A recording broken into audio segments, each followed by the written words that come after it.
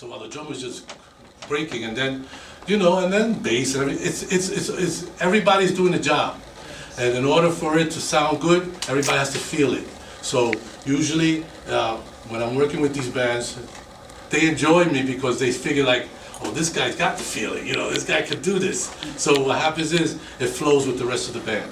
And it's very important that you know basically how to go with the flow, because playing percussion is not that easy, because you have to know different types of rhythms. And knowing the different types of rhythms, you gotta be able to know how to hit the hand and know how to get these particular rhythms with the timing. Yes? A long time ago, you explained to me about deaf people and how they do this. Could you Yes. explain that to him, please? Oh, okay. One time I did a gig, and I didn't realize, the band got hired to do a gig, and the audience they were all deaf. It was weird. It was a benefit, but they were all deaf. And every time the band performed, they were dancing, and they were dancing with rhythm.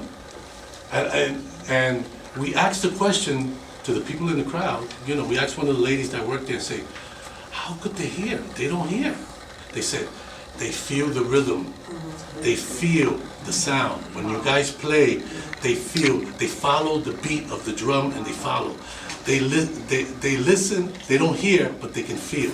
And the motion of the movement and the sound that goes under their feet, or whatever they feel, that's what they dance. And they watch and they feel. And that was so interesting. And since they can't clap, and because they don't hear it, they go like this. Right. So every time we finished performing, everybody was going like this. So I got used to that. It was an experience that I realized that you know, even if you're deaf, even if you're blind or whatever, you get to enjoy that the music or the rhythm always grab you, no matter what disability you have. And this is why the drumming is very important. I didn't realize that until I experienced it myself, you know, that it does affect a lot of people. Any more questions? Where are you next performing? Tell us a little bit about your band. Oh, okay, thank you. I have a group called Charan Salsa. It's been around for maybe 6 years. Me, myself, I've been performing with other groups for since I've been 18 years old. I've been performing locally when I was younger. I got to travel. I performed in Switzerland. I performed in London. I performed in Germany. I worked with the Copa Band for like 15 years, Copacabana Orchestra. We used to back up artists coming in from Puerto Rico, South America, and we used to perform, and then we used to travel with them. So as performing myself, I did a lot of performances with a lot of people. This is where I learned how to, you know, perform with bigger bands. But then, in 2006, a friend of mine, a flute player, we grew up together since we were kids. We used to have bands in East Harlem. He lived in London for like maybe 10 years or 12 years. But he came to New York. He realized that when he lived in London, there was a lot of Cuban bands. They used to come from Cuba to London, because they couldn't come here. So they used to go to London, and he should watch these charanga bands, like big bands like, you know, big famous Cuban bands. They used to perform in London. He would always look at it, he says, wow, when I get to New York, I'm gonna make a band like that. So when he came to New York, he went and he found me. He said, Pito, we gotta do something. I said, okay, what we gotta do? He says, we gotta try something different. Everybody is sounding the same. So we decided to do like a charanga Cuban style, but bring salsa together. That's why the name of the band is called Charan Salsa right now, which is charanga mixed with salsa. So I have two violins, a cello, and a flute, and then a full rhythm section, and 2 singers. So we're creating a sound which people are familiar with, because charanga has been around for years from Cuba, and it's been a dance type of music. And salsa, of course, it was created here in the 70s originally salsa came from Cuba. The Cubans, Son Montuno, and all this music became salsa in New York. They called it salsa, but all along it was Son Montuno, you know, Guaguancó, all this was Cuban, and they named it salsa coming here. But what the Puerto Ricans did in New York, and the salseros here, they added the New York flavor to it. That's called salsa. So because it's played differently with the New York musicians than the Cuban musicians. And most of it were the Puerto Ricans that came from Puerto Rico and added their flavor to it. That's created the salsa from New York in the 70s. That's the sound you got. So what happened was that my partner and I, we decided to create that New York sound with that Cuban sound. Instead of, we made it a charanga, and it's called Charanga Salsa. But we've been around for since 2006. We have a second CD out, and it's doing very well. And we have a few gigs coming up. As a matter of fact, I got some flyers there. When everyone leaves, they can come. I'll be performing in Lincoln Center at the Atrium December 5th, which is a free concert. It's a Thursday. So I would love to see everyone there.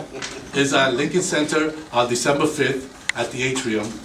And it was very difficult to get there. It's been like 2 years I've been trying to get into Lincoln Center. But they appreciate what I have, and they enjoyed the second CD I did. And I also entered it. I mean, I was fortunate enough to get it entered in the Latin Grammys. Let's see what happens. So out of the 50 best salsa CDs in there, at least mine is in there. Right. I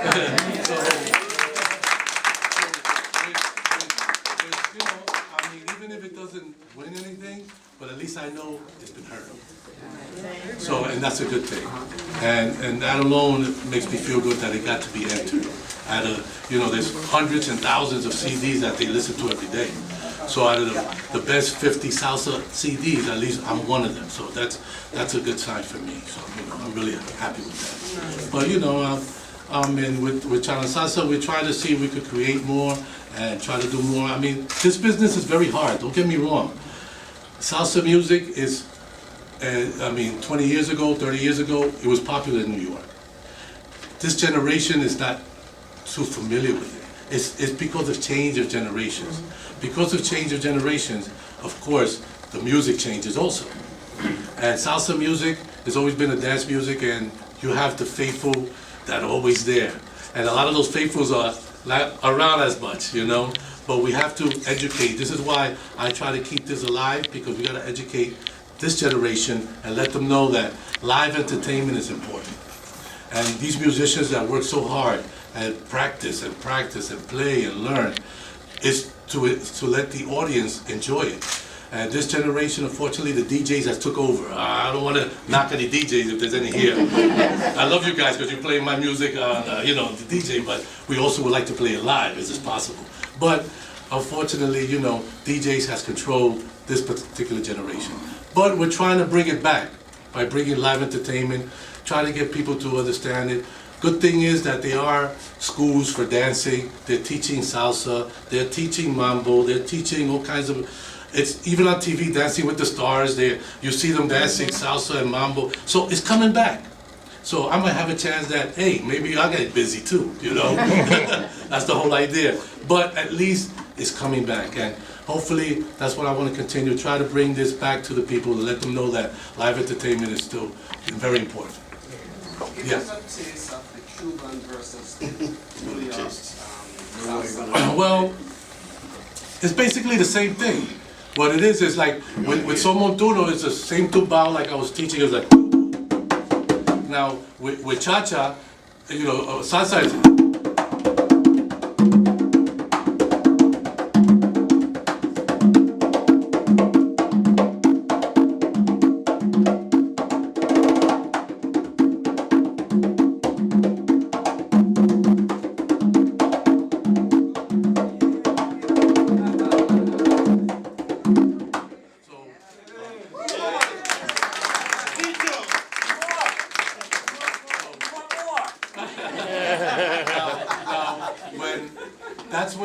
When you're playing salsa, that's the groove and everybody's groovy. So I groove with it too. So if I'm feeling the bass player going, I say, okay, so we're gonna work here. So it's a good groove. Now then you have the cha-cha, which is a little bit hold back, which is.